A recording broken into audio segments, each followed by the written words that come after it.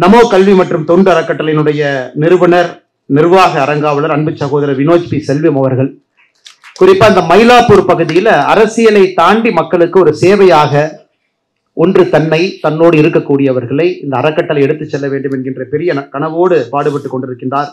அவருக்கும் அவருடைய நமோ கல்வி மற்றும் தொண்டு அறக்கட்டளை நிறுவனத்திற்கும் என்னுடைய வாழ்த்துக்களை வணக்கங்களை தெரிவித்துக் கொண்டு மேடையில் இருக்கக்கூடிய வணிகர் மற்றும் கலாச்சார மேம்பாட்டு மன்றத்தினுடைய நிறுவனர் நிர்வாக அரங்காளராக கூடிய அருமை சகோதரர் சஞ்சீவி அவர்களுக்கு என்னுடைய வாழ்த்துக்களை தெரிவித்து நமோ கல்வி மற்றும் தொண்டு அறக்கட்டளையினுடைய அரங்காவலர் அருமை சகோதரர் யுவராஜ் அவர்களுக்கு என்னுடைய வாழ்த்துக்களை தெரிவித்து வணிகம் மற்றும் கலாச்சார மேம்பாட்டு மன்றத்தினுடைய அரங்காவலர் சரவணன் அவர்களுக்கு என்னுடைய வாழ்த்துக்களை தெரிவித்து இங்க வந்திருக்கக்கூடிய எல்லா அன்பு சொந்தங்களுக்கும் பத்திரிகை நண்பர்களுக்கும் என்னுடைய இந்த அற்புதமான நாள் இந்த மாலை நேரத்தினுடைய வணக்கத்தை தெரிவித்துக் கொள்கின்றேன். அன்பு சொந்தங்களே, பத்திரிகை நண்பர்களும் கூட பெரும் அளவுல வந்திருக்கிறாங்க. இன்னைக்கு நம்முடைய பாரத பிரதமர் நரேந்திர மோடி அவருடைய பிறந்த நாள் விழாவை நாம் கொண்டாடி கொண்டிருக்கின்றோம். 75வது ஆண்டு. ஆனா நம்முடைய பிரதமர் எங்க இருக்கிறாருன்னு பாத்தீங்கன்னா மத்திய பிரதேசத்துல இருக்கிறாங்க, தார் என்கின்ற பகுதியில் இருக்கிறாங்க. அவர் தன்னுடைய பணியை செய்து கொண்டிருக்கின்றார். மக்களுக்கு செய்ய வேண்டிய பணி. மத்திய பிரதேசத்துல இன்னைக்கு ஒரு மித்ரா ஆடை பூங்கா அதனுடைய திறப்பு விழா. குறிப்பாக பெண்களை மையப்படுத்தி ஒரு புரட்சிகரமான அவர்களுக்கு சுகாதாரத்தை மையப்படுத்தி ஒரு புதிய திட்டத்தை இன்னைக்கு அறிவிச்சிருக்கிறாங்க. அவருடைய பணி எப்பொழுதும் போல் செய்து கொண்டிருக்கின்றார்கள். அவருக்கு எதுவும் இந்த நாள்ல எந்த மாற்றமும் கிடையாது. மற்ற அரசியல் தலைவர்களை போல இன்னைக்கு எந்த அரசியல் தலைவராக இருந்தாலும் சாயங்காலம் இன்னைக்கு ஒரு பெரிய மேடை இருந்திருக்கும். எல்லா கூட்டணி கட்சி தலைவர்களை அழைத்திருப்பார்கள். அதுல அந்த பிறந்த நாள் யாருக்கு இருக்கோ அந்த தலைவரும் மையத்தில் இருப்பாங்க. அங்கராஜ் பாண்டே அண்ணன் போன நல்ல மனிதர்களும் அதில் இருப்பாங்க. அரசியல் தலைவர்கள் இருப்பாங்க. எல்லாரும் புகழ்ந்து பேசுவாங்க. தவறு கிடையாது. அதுதான் இந்தியன் பொலிட்டிக்கல் பேட்டர்ன். எல்லாரும் அந்த ஒரு நாள் வாழ்த்தி அவருக்கு மரியாதை செலுத்தி அவரும் அதை ஏற்றுக்கொண்டு அதை நாம எல்லாம் சேர்ந்து பாராட்டுவோம். ஆனா இந்த பேட்டர்ன் எல்லாம் உடைச்சு அரசியல்ல தன்னுடைய பிறந்த நாளாக இருந்தாலும் எந்த நாளாக இருந்தாலும் அது சேவை நாளாக இருக்க வேண்டும் என்று அவர் நடந்துக்கிறத பார்த்து பாரதிய ஜனதா கட்சி நம்முடைய பிரதமர் அவர்களே இன்னைக்கு சேவை பண்ணும் பொழுது நாம் பிரதமரை ஒரு தனிப்பட்ட மனிதனாக கொண்டாடக்கூடாது என்பதற்காக நம்முடைய தேசிய தலைவர் அவர்கள் ஒரு முடிவெடுத்து கடந்த பல வருடங்களாக இந்த சேவா பக்வாடா சேவை வாரமாக 17 செப்டம்பர் நம்முடைய பிரதமருடைய பிறந்த நாள் ஆரம்பித்து 2 அக்டோபர் மகாத்மா காந்தி அவருடைய பிறந்த நாள் வரை 15 நாட்களும் ஒரு கட்சியினுடைய தொண்டனும் நீங்க சேவையில மட்டும்தான் இருக்கணும். இப்ப தமிழ்நாடு போன்ற ஒரு மாநிலத்துல நமக்கு தெரியும் இங்க இருக்கக்கூடிய அரசியல் எமோஷனல் பாலிடிக்ஸ் எல்லாம். நம்முடைய தொண்டர்கள் யாராச்சும் போய் ஒரு அரசு மருத்துவமனையில அன்னைக்கு பிறக்கக்கூடிய அன்பு குழந்தைக்கு ஒரு மோதிரத்தை பரிசா போட்டா கூட டெல்லியில இருந்து போன் பண்ணுவாங்க. பரிசு கொடுங்க, இந்த குழந்தைய வாழ்த்துங்க, ஆனா தனிப்பட்ட முறையில கொடுங்க. பிரதமருடைய பிறந்த நாளுக்காக அந்த குழந்தைக்கு நீங்க போய் மோதிரம் போடுறீங்க அப்படின்னா இன்னைக்கு மட்டும் நீங்க செய்றீங்கன்னு தான் அர்த்தம். தயவு செஞ்சு செய்யாதீங்க அப்படின்னு போன் பண்ணி அறிவுறுத்துவாங்க. ரொம்ப ஆச்சரியமான விஷயம். ஒரு அரசியல் கட்சி எப்படி தன்னுடைய தலைவனை பார்க்கிறது என்பதற்கு பாரதிய ஜனதா கட்சி ஒரு உதாரணம். எத்தனையோ முறை தொலைபேசியில் அழைப்பார்கள். டெல்லி அலுவலகத்திலிருந்து கூப்பிடுவாங்க. நீங்க போடுங்க, நாங்க வேண்டான்னு சொல்ல. அது எதுக்கு விளம்பரப்படுத்துறீங்க? அது எதுக்கு அந்த குழந்தைக்கு, அந்த பெண் குழந்தைக்கு, ஆண் குழந்தைக்கு நான் போட்டேன், போடுறது நல்ல விஷயம். அப்ப டெய்லி போடுவீங்களா? இன்னைக்கு மட்டும் போட்டுட்டு அந்த குழந்தைய மறக்கிறீங்க. உடனே நம்முடைய கட்சிக்கு அறிவுறுத்தணும். ஓகே, அதற்கு பதிலாக செல்வ மகள் சேமிப்பு திட்டத்தை எடுங்க. அந்த குழந்தைக்கு பிறந்த நாள் அன்னைக்கு நீங்க ஒரு அக்கௌண்ட் ஆரம்பிங்க. வருஷம் பிறந்த நாள் அன்னைக்கு அக்கௌண்ட் போடுங்க.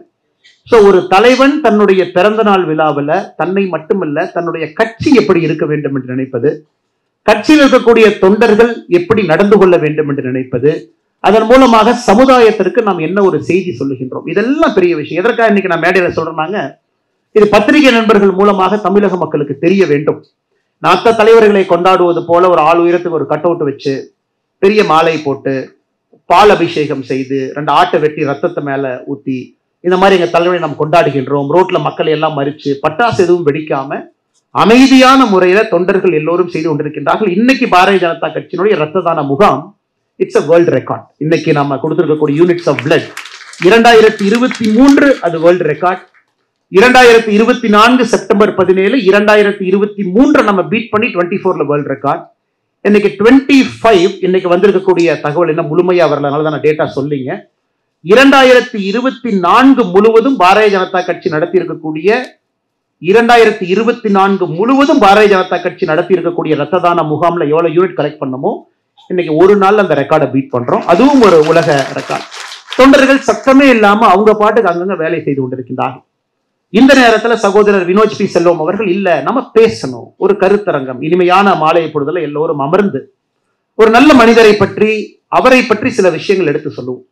அதன் மூலமாக யாரோ ஒரு இளைஞனுக்கு எங்கேயோ ஒரு மாற்றம் இருக்கும், ஒரு சின்ன குழந்தைக்கு ஒரு மாற்றம் இருக்கும், பெற்றோருக்கு ஒரு மாற்றம் இருக்கும், வாக்கு செலுத்துவர்களுக்கும் கூட இதுக்கு தான் நாம ஓட்டு போடுறோமா அப்படிங்கிற ஒரு முழு புரிதலை கொடுக்க வேண்டும் என்பதற்காக இந்த நிகழ்வை ஏற்பாடு செய்திருக்கின்றார்கள். அதற்கு மறுபடியும் அண்ணன் ரங்கராஜ் பாண்டே அவர்கள் எவ்வளவு முக்கியத்துவம் வாய்ந்த ஒரு நிகழ்வுக்கு வந்திருக்கிறாங்க. அதாவது ஒரு அரசியல் கட்சி மேடை கிடையாது, ஆனா இருப்பவங்க அரசியல் கட்சியில் இருக்கலாம், பிடித்த கட்சியில் இருக்கலாம், ஆனா ஒரு மனிதருக்காக இந்த விழாவை நடத்த வேண்டும் என்று வந்திருக்கக்கூடிய எல்லோருக்கும் மறுபடியும் என்னுடைய வணக்கத்தை தெரிவித்துக் கொள்கிறேன். இன்னைக்கு நான் பிரதமரை பத்தி நிறைய பேசிட்டேங்க ஐயா. நான் பேசாத விஷயங்கள் இல்ல. ஒரு கட்சி தொண்டனாக பிரதமர் எவ்வளவு டாய்லெட் கட்டியிருக்காங்கன்னு ஆரம்பிச்சு, எத்தனை பேருக்கு கரண்ட் கொடுத்திருக்காங்க ஆரம்பிச்சு எல்லா விஷயம் பேசிட்டோம். ஆனால் இன்று காலையிலிருந்து என்னுடைய யோசனை என்ன பேசலாம், புதுசா ஏதாச்சும் பேசலாம், ஒரு வித்தியாசமான பார்வையில நம்முடைய பிரதமரை கொண்டு போய் மக்கள் முன்னாடி நிறுத்தணும். நம்முடைய மக்களுக்கு பிரதமருடைய முழு ஆற்றலை நம்மால் முடிந்த அளவுக்கு ஒரு தனிப்பட்ட மனிதனாக, கட்சியினுடைய தொண்டனாக புரிய வைப்பதற்கு முயற்சி எடுக்கணும் அப்படிங்கிறது என்னுடைய யோசனை. இன்னைக்கு நான் ஒரு 20ஆம் நூற்றாண்டு 21ஆம் நூற்றாண்டுல கான்சிக்வெண்ட் லீடர்ஸ், அதாவது ஒரு தலைவனால ஒரு தலைமுறை மாறி இருக்கு, கான்சிக்வெண்ட். ஒரு தலைவனால ஒரு நாடு மாறி இருக்கு, ஒரு தலைவனால ஒரு யுகம் மாறி இருக்கு அப்படின்னு சொல்லக்கூடிய தலைவர்களை மட்டும் தேர்ந்தெடுத்து உங்கள் முன்னால் வைக்க வேண்டும். அதுல நரேந்திர மோடி அவர்கள் எங்க இருக்கிறாங்க அப்படின்னு ஒரு தனிப்பட்ட மனிதனாக என்னுடைய பார்வையை உங்கள் முன்னால் வைக்க வேண்டும் என்பது என்னுடைய ஆசை. இன்னைக்கு நம்முடைய தாத்தா காலத்துல, அப்பா காலத்துல, நம்ம காலத்துல உலகம் முழுவதும் கடந்த 2 நூற்றாண்டுகளாக இருக்கக்கூடிய தலைவர்களை படம் பிடித்து பார்க்கும் பொழுது கண் முன்னால் சில தலைவர்கள் இருக்கிறாங்க, பெரிய தலைவர்கள், அற்புதமான தலைவர்கள். சைனால இந்த பக்கம் இருந்து அப்படி ஆரம்பிச்சு வந்தீங்கன்னா மா ஜிடோங் 1949 சைனா கம்யூனிஸ்ட் சைனாவாக மாறிய பொழுது வந்த முதல் தலைவர். 20 ஆண்டுகள் அந்த கம்யூனிஸ்ட் கட்சியினுடைய தலைவராக சைனாவுடைய தலையெழுத்தை மாற்றிய ஒரு தலைவர் மா ஜிடோங் இருக்காங்க. 80 காலகட்டத்தில் வந்து டெங் ஜியோபிங், இன்னைக்கு இருக்கக்கூடிய சைனா, அந்த சைனாவை உருவாக்குவதற்கு வேர் போட்ட ஒரு மனிதர். 2 பேர் இருக்கிறாங்க. நம்ம இன்னைக்கு எடுத்து பிரதமர் மோடி அவங்க பக்கத்துல வச்சு கம்பேர் பண்ணி பேசலாம். சிங்கப்பூர்ல லீ குவாங் யூ என்கின்ற அற்புதமான மனிதர் 1959 பிரதமரா வந்து 90 வரைக்கும் 31 ஆண்டுகள் ஒரு அரசியல் கட்சியினுடைய தலைவர், ஒரு நாட்டினுடைய பிரதமராக 31 ஆண்டுகள் லீ குவாங் யூ. அதன் பிறகு பிரதமர் ஆனதுக்கு அப்புறம் ஒரு வீட்டுக்கு போலீங்க, பிரதமர் ஆயிடுச்சு, 1990 வயசாயிருச்சு, கிளம்புங்க. 90க்கு பிறகு மறுபடியும் அமைச்சர். என்ன சொன்னார், இல்ல எனக்கு பிரதமர் ஆயிடுச்சு, வயசாயிருச்சு, ஆனா நிறைய இளைஞர்கள் அமைச்சரா இருக்கும்போது நான் கைட் பண்ணும் இல்லையா அப்படிங்கறதுக்காக சீனியர் மினிஸ்டர், அதன் பிறகு மென்டார் மினிஸ்டர், அவர் இறக்கும் வரை 2011 வரை லீ குவாங் யூ ஒரு பக்கம். இன்னைக்கு அமெரிக்காவை பத்தி நம்ம பேசுறோம். அமெரிக்காவுடைய தலைமுறையை முழுமையாக மாற்றிய எஃப்டி ரூஸ்வெல்ட் 1932 அமெரிக்காவுடைய அதிபராக வந்து பதவியில் இறக்கும் வரை 1945 வரை எஃப்டிஆர் இருந்தார். இன்னைக்கு இந்த தலைவர்களை மையப்படுத்தி வின்ஸ்டன் சர்ச்சில் 1939 இருந்து 1945 எலெக்ஷன்ல ஒரு தோத்த வரைக்கும், நமக்கு சுதந்திரம் கிடைத்து எலெக்ஷன் அவங்க தோத்தாங்க. இந்த தலைவர்களுக்கு மத்தியில நம்முடைய பாரத பிரதமர் நரேந்திர மோடி அவர்கள் எதற்காக யுக புருஷன் என்பதை சொல்வதற்காக நான் முயற்சி செய்கின்றேன்.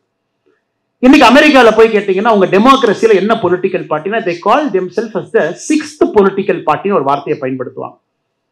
அப்ப நமக்கு ஆச்சரியம், எங்க அமெரிக்கால 6 பொலிட்டிக்கல் பார்ட்டி இல்லையே, 2 தான் இருக்கு அப்படின்னு. டெமோக்ராட் இருக்காங்க, ரிபப்ளிகன் இருக்காங்க. அப்ப எதுக்காக 6 பொலிட்டிக்கல் பார்ட்டின்னு சொல்றாங்கன்னா, ஒரு ஜனநாயகத்துல அரசியல் கட்சிகளுடைய முகம் மாறிக்கிட்டே இருக்கும். எஃப்டி ரூஸ்வெல்ட் அவங்க எலெக்ஷன் 1932 ஜெயிக்கும் பொழுது அந்த எலெக்ஷன்ல பாத்தீங்கன்னா 6 ஸ்டேட்டை தவிர 44 ஸ்டேட் அவர் ஜெயிச்சிட்டார். 6 ஸ்டேட் மட்டும் தான் ஹெர்பர்ட் ஹூவர் ஜெயிச்சார். அப்ப என்ன சொன்னாங்கன்னா, it is a very important election. ஏன்னா டெமோக்ராட் ரிபப்ளிகனோட பேஸே மாத்திட்டு போயிட்டார். யார் இத்தனை காலமா டெமோக்ராட்டுக்கு ஓட்டு போட்டாங்களோ, ரிபப்ளிகனுக்கு ஓட்டு போட்டாங்களோ, எல்லாரும் மாறி ஓட்டு போட்டாங்க. அப்ப அது 5th political change, 5th political party. அதன் பிறகு 1960 காலகட்டத்திலிருந்து அமெரிக்காவில் 6th பொலிட்டிக்கல் பார்ட்டி, மறுபடியும் டெமோக்ராட் ரிபப்ளிகனும் மாறிடுச்சு. டொனால்ட் ட்ரம்ப் வந்ததுக்கு அப்புறம் மறுபடியும் ரிபப்ளிகனுடைய பேச மாத்திட்டார். சோ ஒரு 30 ஆண்டுகள் 40 ஆண்டுகளுக்கு ஒரு முறை ஒரு நாட்டினுடைய அரசியல் தளம் மாறிவிடும். ஏன்னா தலைவன் அந்த அரசியலை மாத்திட்டு போயிடுவான்.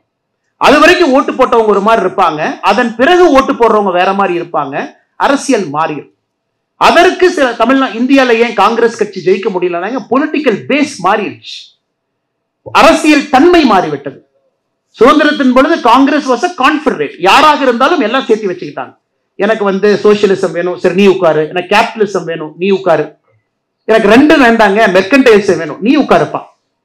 சோ காங்கிரஸ் ஒரு கான்ஃபெடரேஷனாக இருக்கும் பொழுது ஜெயிச்சாங்க.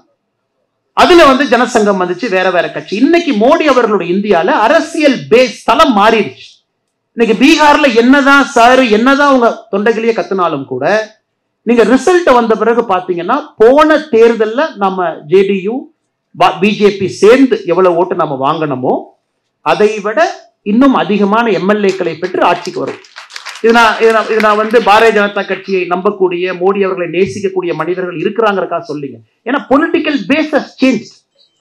அதே போல அசாம், வெஸ்ட் பெங்கால் அடுத்து வரக்கூடிய தேர்தலும் பார்த்தீங்கன்னா இன்னும் ஒரு படி மேல போகும்.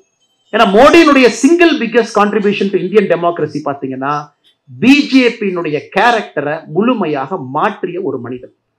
ஸோ மோடி அவர்கள் 2014 வருவதற்கு முன்பு இந்த கட்சியில் நாங்கள் எல்லோரும் தொண்டர்கள் தான், எல்லோரும் பெரிய தலைவர்கள், அவங்கவுங்க காலகட்டத்தில் உயிரை கொடுத்து பாடுபட்டாங்க. ஆனா பிஜேபி கட்சி என்ன சொன்னாங்கன்னா ஃபார் ரைட் பார்ட்டி, ரொம்ப ரைட்ல இருக்கக்கூடிய ஒரு கட்சி, சித்தாந்தம் எக்ஸ்ட்ரீமா இருக்கும் அப்படின்னு சொல்லுவாங்க. பிஜேபியை உருவாக்குனவங்க ஓட்டு போட்டவங்க யாருன்னா ஷாப்கீப்பர்ஸ், ட்ரேடர்ஸ் அண்ட் மெர்கன்டைல்ஸ் அப்படின்னு சொல்லி ஆங்கில நாளேடுகள்ல சொல்லுவாங்க. ஷாப்கீப்பர், மெர்கன்டைல்ஸ் அண்ட் ட்ரேடர்ஸ் 3 பேர் தான் உங்களுக்கு வணிகர்கள் தான், அது வணிகர்களுக்கான கட்சி. ஆனா இன்னைக்கு பாரதிய ஜனதா கட்சி அண்ணன் ரங்கராஜ் பாண்டே அவர்கள் உட்கார்ந்து உண்மையாலுமே ஒரு PhD தீசிஸ் பண்ணி இந்த கட்சி என்னன்னு பார்த்தா அவரு சொல்லுவாரு, சில நேரத்துல பார்த்தா அது லெப்ட் பார்ட்டி மாதிரி இருக்கேன், சில நேரத்துல பார்த்தா அது ரைட் பார்ட்டி மாதிரி இருக்கேன், சில நேரத்துல பார்த்தா அது ஒரு சென்ட்ரிஸ்ட் பார்ட்டி மாதிரி இருக்கேன். இன்னைக்கு பாரதிய ஜனதா கட்சி பாத்தீங்கன்னா ஐடியாலஜிக்கல் ஃப்ரேம் ஒர்க்ல 3 பக்கமும் இருக்குது. 50 கோடி பேருக்கு வங்கி கணக்கா? உலகத்துல லெப்ட் தான் இந்த மாதிரி யோசிப்பாங்க. எப்படி நரேந்திர மோடி யோசிச்சார்? 80 கோடி பேருக்கு மாசம் உணவு வீட்டுக்கு போதா? இது லெப்ட்ல இருக்கவங்க தானே யோசிப்பாங்க. எப்படி நரேந்திர மோடி அவங்க யோசிச்சாங்க? 18,000 சட்டங்கள், லூப்போல் சிஸ்டம் அத்தனை ரிமூவ் பண்ணிட்டாரா? ரைட்டு தானே யோசிப்பாங்க. எப்படி நரேந்திர மோடி அவங்க யோசிச்சாங்க? ஒரு ஸ்ட்ராங் கண்ட்ரி யார் யோசிப்பா? லெப்டா ரைட்டா? நரேந்திர மோடி யோசிச்சிருக்காங்களே. ஆத்ம நிர்பார் பாரத், அதாவது பொருளாதாரம் என்பது உள்நாட்டை மையப்படுத்தி கொண்டு போகணும், இது லெப்டிஸ்ட் யோசிக்கிற மாதிரி இருக்கே, மோடி அவங்க யோசிச்சிருக்காங்க. இன்னைக்கு மோடி அவர்களுடைய மிகப்பெரிய சாதனை என்பது பொலிட்டிக்கல் பேஸ முழுமையாக மாற்றி வேற எந்த அரசியல் கட்சிக்கும் என்ன பண்றதுன்னு பிடிபடாம முழித்துக் கொண்டிருக்கின்றார்கள். யாரு ஓட்டர், யாரு கீ ஓட்டர், நம்ம பேஸ் யார், நமக்காக ஓட்டு போடுறவங்க யார்? சோ மோடி அவர்களை பொறுத்தவரை கம்ப்ளீட்டா அதை மாத்திட்டார். இது அவருடைய முதல் சாதனை. இந்த பட்டியலில் நீங்க பாத்தீங்கன்னா உலக அரங்கில் சில தலைவர்கள் மட்டும்தான் அந்த பொலிட்டிக்கல் ஃபீல்டை மாத்தினவங்க. என்னை பொறுத்தவரை லீ குவாங் யூ சிங்கப்பூர்ல கம்யூனிஸ்டாக இருந்த சிங்கப்பூர் கோட்டையில பீப்புள் ஆக்ஷன்ஸ் பார்ட்டி PAP-யாக வந்து இன்னைக்கு ஒரு சிங்கிள் பார்ட்டியா சிங்கப்பூர்ல இருக்க ஒரே கட்சி, அவங்க மட்டும்தான் ஆட்சி. ஆனா ஜனநாயகம் எல்லா கட்சியும் வருவாங்க, ஆனா யாரும் டெபாசிட் வாங்க மாட்டாங்க. 0.5%, 1%, 1.2%. யாருமே சிங்கப்பூரை நம்ம டிக்டேட்டர்னு சொல்ல மாட்டாங்க. தப்பு அவங்க மேல இல்ல. அந்த லீ குவாங் யூ அவர்கள் இறந்த பிறகு அவருடைய ஆட்சி காலத்திலிருந்து எல்லா கட்சிகளும் காணாம போய் 40 வருஷத்துல ஒரே கட்சியாக சிங்கப்பூர்ல PAP நிக்குது. சமீபத்தில் நான் ஒரு வெளிநாட்டில் ஒரு பல்கலைக்கழகத்தில் நல்லா படிக்கக்கூடிய ஒரு பையனை கேட்டேன். தமிழன், சிங்கப்பூர்ல இருக்கிற பையன். ஆக்ஸ்போர்ட்ல ஒரு ஃபேமஸான கோர்ஸ் இருக்கு. இப்ப நீங்க இந்த பிரிட்டிஷ் பிரைம் மினிஸ்டர்ஸ் பாத்தீங்கன்னா கடைசி ஒரு 19 பேருக்குல 13 பேர் அந்த கோர்ஸ் தான் படிச்சிருக்கிறாங்க.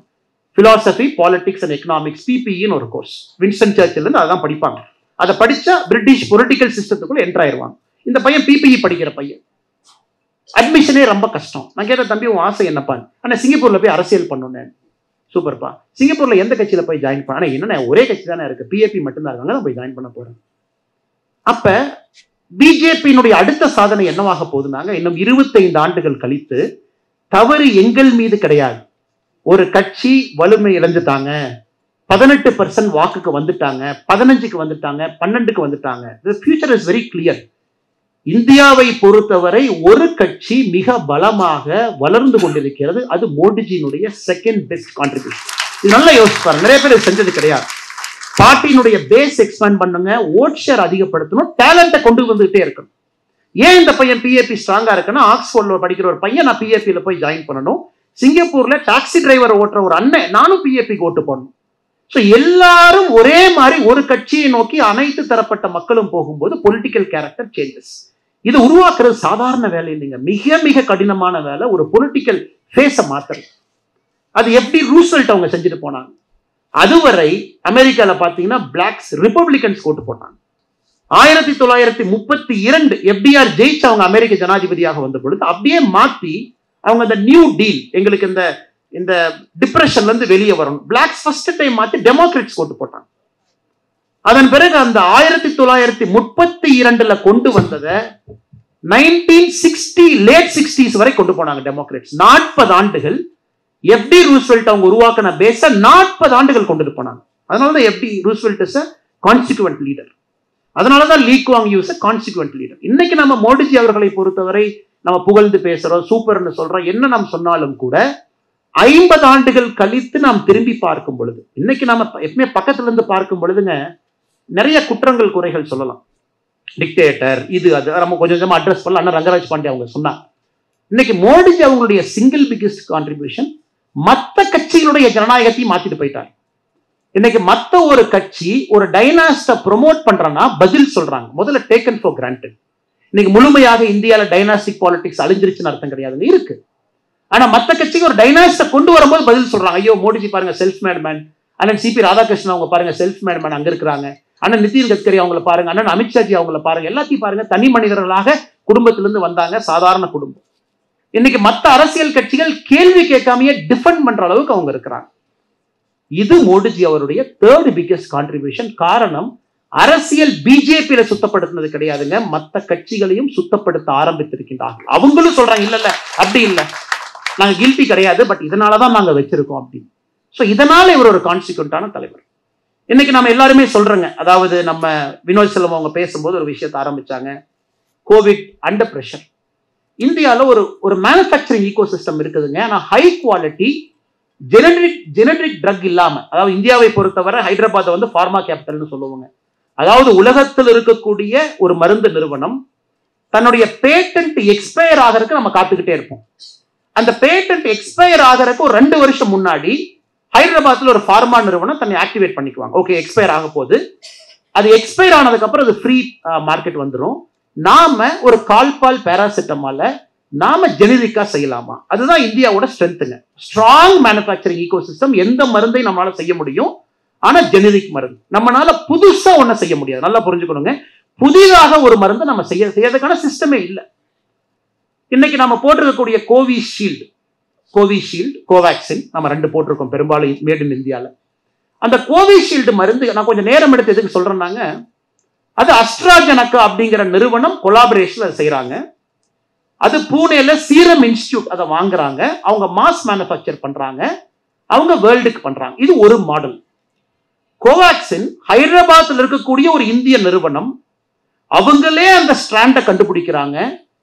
டே 0ல இருந்து உலகத்துல சிந்திச்சு உருவாக்கணும் ஒரு வைரஸ், அதுவும் நம்ம கிட்ட இருக்கு. சோ நீங்க கோவேக்சின் கோவிஷீல்டு ரெண்டுமே வெரி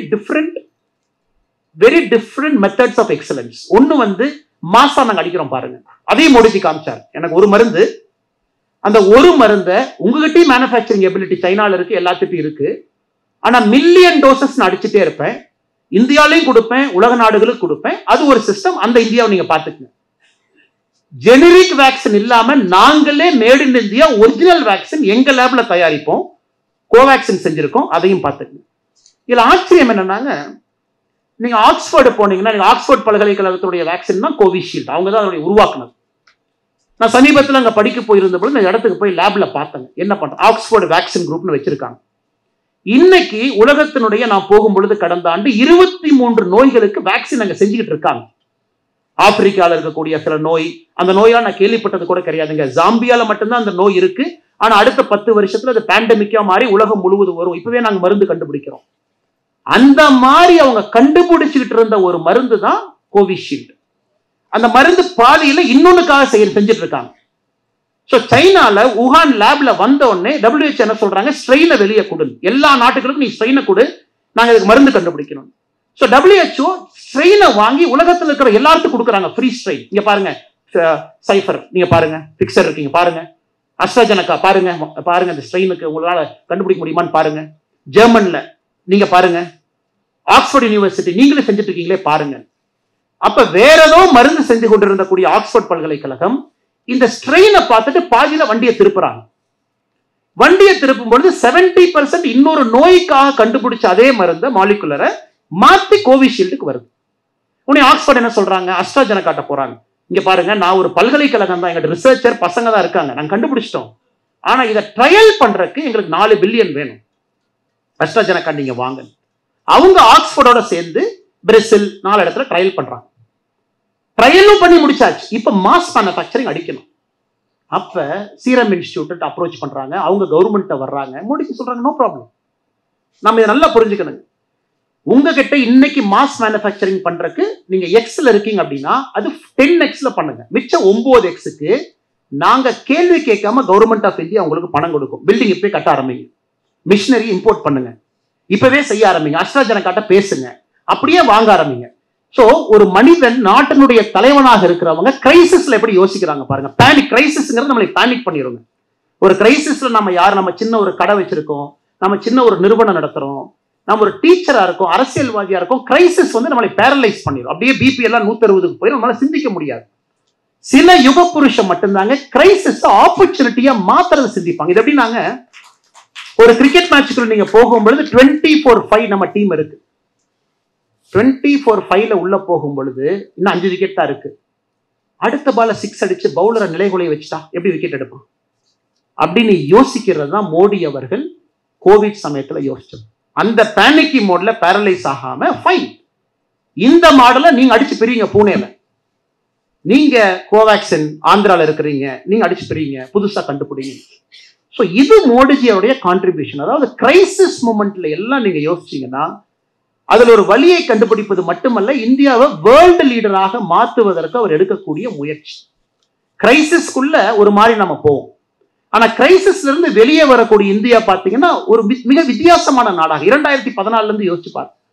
யூபி எலெக்ஷன் போறதுக்கு 3 மாசத்துக்கு முன்னாடி யாராவது நீங்க யோசிச்சு பாருங்க டிமானிட்டைசேஷன் கொண்டு வருவாங்களா? யூபி எலெக்ஷனுக்கு 3 மாசம். 2017 இந்தியாவிற்கு மிக முக்கியமான தேர்தல், பாரதிய ஜனதா கட்சிக்கு முக்கியமான தேர்தல். 3 மாதத்திற்கு முன்பு டிமானிட்டைசேஷன் சொன்னே முதல் 1 மாசம் முழுசும் நம்ம மீடியா நண்பர்கள் சும்மா இல்லை. ஒரு அம்மா பாவம், அவங்களே கீழே போய் நிற்பாங்க. அம்மா நீங்க டயர்டா இருக்கீங்களா? எவ்வளவு நேரம் நிக்கிறீங்க? டயர்டா இருக்கிற மாதிரி இருக்கேன் நீங்க. இல்லப்பா நல்லா தான் பாருங்க. இல்லம்மா தண்ணி குடிக்கிறீங்களா? தண்ணி. அப்ப ஒரு போட்டோ இருப்பா, ஆங்கிள் போட்டோ சைட்ல இருந்து எடு. அம்மா பாருங்க மோடிஜி டிமானிட்டைசேஷன் பண்ணி எவ்வளவு நேரம், கால் கடுக்க 8 மணி நேரம் நிக்கிறாங்க பாருங்க. பேனிக்க கிளப்பி அதுல ஒரு பிரச்சனையை அதான் 1 மாசம் ஃபுல்லா அந்த விஷுவல். அதை ஏன்னா அந்த கன்சர்வேட்டிவ் மீடியா உடைக்கணும். இது எஃப்டி ரூஸ்வெல்ட் அவங்க வரும்பொழுது இதே பிரச்சனை. டே ஹி டுக் சார்ஜ் 1933 பிப்ரவரியில சார்ஜ் எடுக்கும் பொழுது, மார்ச்ல சார்ஜ் எடுக்கும் பொழுது அமெரிக்கன் பேங்க் 48 மாநிலத்துல பணம் கிடையாது, வங்கி இல்லைங்க. ஏன்னா டிப்ரெஷன்ல இருக்காங்க, எல்லாம் பணத்தை உருவிட்டாங்க, பேங்க் ரன். 2வது நாள் எஃப்டிஆர் ரூஸ்வெல்ட் போட்ட கையெழுத்து, 4 நாள் அமெரிக்கால பேங்க் ஹாலிடே. 4 நாள் யாரும் பேங்க் போக கூடாது, பேங்க்குக்கு 4 நாள் ஹாலிடே.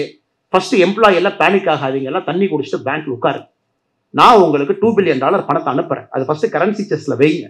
ஏன்னா மக்கள் வந்துகிட்டே இருந்தா எப்படி யோசிப்பீங்க, 4 நாள் பிரேக் எடுத்துங்க, சரி பண்ணிக்கலாம். அது எஃப்டிஆருடைய 2வது நாள்ல போட்ட கையெழுத்து. பேனிக் ஆகாதீங்க, நான் தலைவனா இருக்கேன், நான் பாத்துக்கிறேன், $2 பில்லியன் பணத்தை அனுப்புறேன், பொறுமையா இருக்கு. நீங்க இந்த கிரேட் லீடர்ஸ் பாத்தீங்கன்னா அந்த பேரலல்ஸ் அப்படியே இருக்குங்க. பெரிய யுக புருஷர்கள், அந்த நாட்டினுடைய ஆர்பிட்ட தலையெழுத்தை மாத்திரவங்களை உன்னிப்பா ஸ்டடி பண்ணீங்கன்னா அந்த பேரலல்ஸ் அப்படியே இருக்கும். லீ குவாங் யூ 1959 பிரதமர் யாருக்காங்க? சிங்கப்பூர் ஸ்டேட்டுக்கு. Singapore is not a country. 1963 வரை மலேசியா பெடரேஷன்ல தமிழ்நாடு மாதிரி சிங்கப்பூர் ஒரு மாநிலம். 4 ஆண்டுகள் பிரதமர். 63 இருந்து 65 வரைக்கும் பஞ்சாயத்து பண்ணிட்டு இருக்காங்க. மலேசியா இருக்கலாமா வேண்டாமா, தனிநாடா போலாமா வேண்டாமா. மலேசியாவே கழுத்தை பிடிச்சி சிங்கப்பூர் தள்ளுறாங்க, போய் தொலைங்க, உங்களுக்கு எங்களுக்கு வேண்டாம். அப்ப 63 to 65 லீ குவாங் யூ பாருங்க, சிங்கப்பூர் பெடரேஷனுடைய பிரைம் மினிஸ்டர். 65 இதெல்லாம் ஒரு நாள் மாறுது. அடுத்த நாள் காலையில Singapore is an independent country, Singapore நாட்டினுடைய பிரதமர். சோ ஏன் யுக புருஷன் நம்ம சொல்றாங்க? அவங்க கடந்து வந்த பாதைகள், எடுத்த முடிவுகள். அன்னைக்கு நீங்க 1975 போனீங்கன்னா லீ குவாங் யூ பத்தி நீங்க சிங்கப்பூர் பேப்பர் எடுத்து பார்த்தா உலகத்திலேயே இவரை மாதிரி மோசமான டிக்டேட்டர் கிடையாதுன்னு பேப்பர் எழுதியிருப்பாங்க. எப்படினாங்க அவர் ரூல் போட்டார். என்னங்க அந்த ஊர்ல எப்படி மக்கள் இருக்கீங்க? நீ தமிழ், நீங்க மலாய், நீங்க ஹன்ஸ் சைனீஸ், யாருக்குமே சிங்கப்பூருங்கிற கேரக்டர் இல்லையே. எல்லாம் 10 ஊர்ல இருந்து 10 பேர் உட்கார்ந்து இருக்கீங்க, எப்படி இதை நான் நாட்டா மாத்துவேனார். அதுக்கு ஒரு கண்டிஷன் போட்டார். ஓகே, நாங்க உங்களுக்கு அபார்ட்மெண்ட் கட்டி கொடுப்போம் சிங்கப்பூர்ல, அப்பார்ட்மெண்ட்ல எந்த வீட்டுல யாரு தங்கணும் நான் தான் முடிவு பண்ணுவேன்னாரு லீ காங் யூ. எல்லாரும் கட்சி என்னையாது வீடு கட்டி கொடுத்துட்டு போ, அது என் பணத்துல தானே வீடு கட்டுற, ஓகே. அவர் சொன்னாரு இந்த வீடு 1 தமிழ்காரர் நீ தங்கிக்க, வீடு நம்பர் 2 மலேசியாக்காரர் நீ தங்கிக்க, வீடு நம்பர் 3 சைனீஸ்காரர் நீ தங்கிக்க. ஸோ எந்த ஃப்ளோர்லையும் பார்த்தீங்கன்னா அந்த இனத்தை சார்ந்தவங்க ஒருத்தருக்கு மேல இருக்க முடியாது. அப்ப எல்லாரும் யோசிச்சாங்க என்னடா அது நான் தமிழ்ல பேசிட்டு இருக்கேன், ஹான்ஸ் சைனீஸ் அவங்க, மலாய் அவங்க. அப்ப லீ காங் யூ சொன்னல இங்கிலீஷ்ல பேசு, இங்கிலீஷ் தான் நம்முடைய லாங்குவேஜ், எல்லாம் இங்கிலீஷ்ல பேசு. ஸோ இந்த மாதிரி 1970 80 காலகட்டத்தில் தான் சிங்கப்பூர் உருவாக்குனாருங்க. இந்த மாதிரி எவ்ரிதிங் பை ஹார்ஷ்.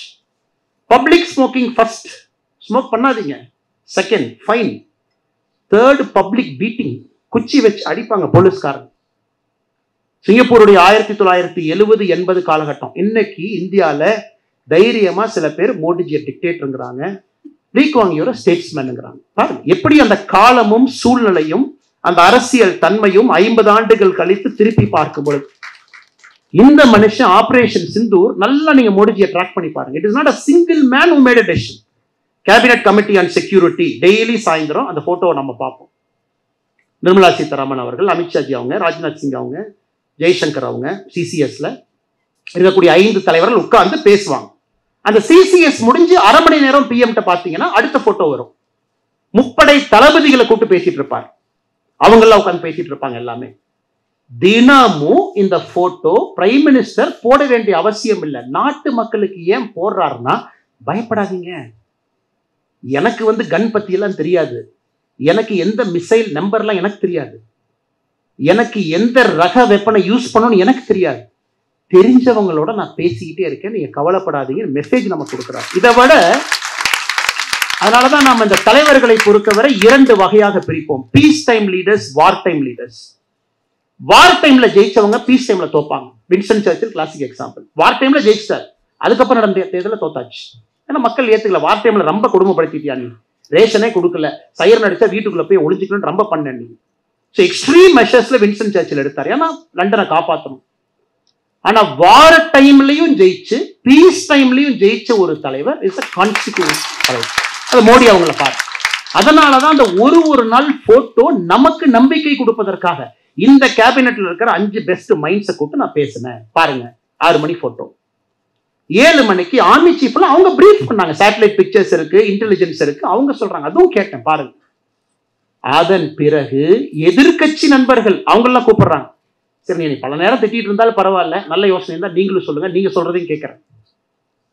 இது சரித்திரம். இதை பதிவு செய்யும் பொழுது சரித்திரத்தினுடைய பக்கத்துல ஆபரேஷன் சிந்தூர் ஜெயிச்சோம் அப்படிங்கிறது ஒரு லைனா இருந்தாலும் கூட மோடி அவர்கள் எப்படி இந்த நாட்டை நடத்தினார் என்பது 4 லைனா இருக்கும். எல்லா அப்போசிஷன் லீடர் யாரா இருந்தாலும் சொல்லுங்க, எதா இருந்தாலும் கதை சொல்லுங்க, கேட்கிறோம். அதுக்கு அமித்ஷாஜி உட்கார்ந்து இருப்பார். அப்போசிஷன் லீடர் மீட்டிங் 4 முறை 5 முறை எல்லாம் சொல்லுங்க, எல்லாரும் கேட்கிறோம். உங்கள்கிட்ட ஒரு நல்ல சொல்யூஷன் இருக்கா, கேட்கிறோம். ஸோ வார் டைம்ல எப்படி நாம நடந்துகிட்டோம். இதே பாகிஸ்தானுடைய பார்லிமெண்ட்ல பாத்தீங்கன்னா பயங்கர காமெடியா இருக்கும்.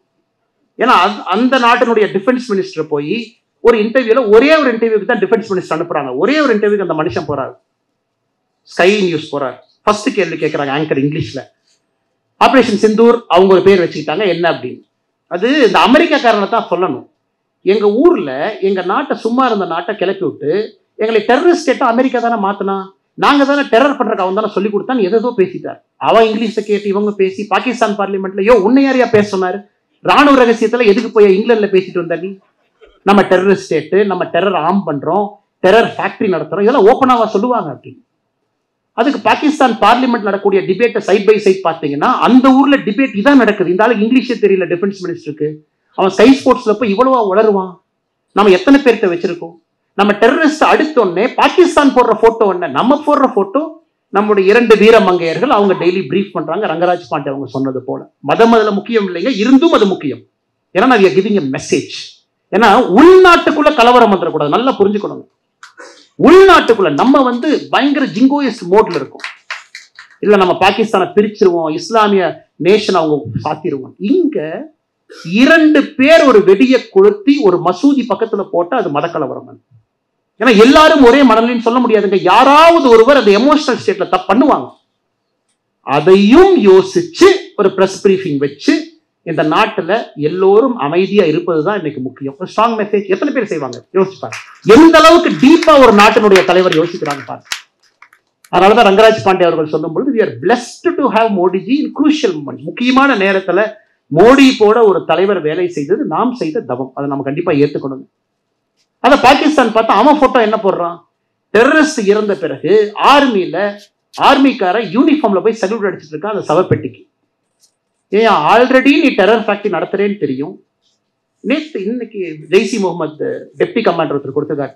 இந்தியா மிசைல் எப்படிங்க அடிச்சாங்க, துல்லியம் அடிச்சான் சார்.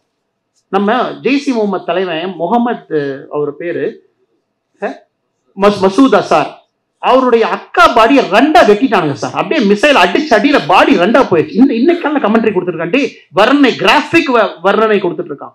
அவ்வளவு அக்யூரேட்டா அடிச்சாங்க சார். சும்மால அடிக்கல சார். அவனை நம்ம விடலாமா சார்? இதெல்லாம் சொல்லிட்டு கடைசியில ஜெய்சி முகமது என்ன சொல்லுவாங்கன்னா அந்த நாட்டை நம்ம விடலாமா சார்? இது நடந்து கொண்டிருக்கு. நாம கொடுத்த மெசேஜிங் பாருங்க, ஒரு கிளாரிட்டி, கம்யூனிகேஷன், நாட்டு மக்களுக்கு டெய்லி நம்ம சொல்ற விதம். ஒரு பொய் செய்தி போடுறாங்க, உடனே நாம அதை எப்படி டேக்கிள் பண்றோம். ஒரு வார் டைம் லீடர், ஒரு வார் டைம்ல ஒரு தலைவனாக மோடிஜி எப்படி வழி நடத்தினாங்க அதையும் நாம் புரிந்து கொள்ள வேண்டும். இன்னைக்கு நம்ம எல்லாம் சொல்றோம் மோடிஜி எல்லா நாட்டுக்கு போனாங்க, விருது வாங்கினாங்க, வந்தாங்க, நமக்கு பெருமை, ட்விட்டர்ல போடுறோம், நமக்கு சந்தோஷம். நம்ம தலைவனுக்கு இவ்வளவு விருது கொடுக்குறாங்களா, இந்தியாவுக்கு கொடுத்த விருது மாதிரி. யாருக்காவது வாய்ப்பு இருக்கும் பொழுது நீங்க அபுதாபி போகும் பொழுது குழந்தைகளோடு நீங்க ஃபியூச்சர்ல போகும் பொழுது அபுதாபியில ஹிந்து கோயில் ஒன்று கட்டியிருக்காங்க. BAPS அமைப்பு, குஜராத்தை சார்ந்த ஒரு அமைப்பு, சாமிநாராயணன் செக்ட் அவங்க. அந்த கோவிலுக்கு நீங்க போகணும். கோவிலுக்கு போறீங்க அப்படிங்கிறத விட அந்த கோவில் எப்படி கட்டப்பட்டது என்பதை நீங்க உணரும். இந்த ஐக்கிய அரபு எமிரேட்ஸ் UAE பொறுத்தவரை இந்த 7 எமிரேட்ஸ் எமிரகங்கள் ஒன்னா இருக்கிறாங்க. ஒரு ஐடியல் ஒர்க்ஷிப் அங்க ஸ்டேட் கிரைம். அதாவது ஒரு சிலையை கொண்டு போய் நான் ஒரு பொது இடத்துல வழிபட்டேன் அப்படின்னா you will be arrested and given the strictest punishment. ஏன்னா ஐடியல் ஒர்க்ஷிப் அவங்க எதிரி. எஸ், அந்த நாட்டுடைய சட்டம், அவங்க மதம், அவங்க நடத்துறாங்க, நம்ம ஒபே பண்ணணும். யாருமே ஐடியில கொண்டு போனீங்கன்னா ஏர்போர்ட்டை தாண்டில நீங்க கொண்டு போக முடியாது துபாயில இருந்து. ஸோ அந்த நாட்டுல ஒரு கோவில் கட்டுறாங்க.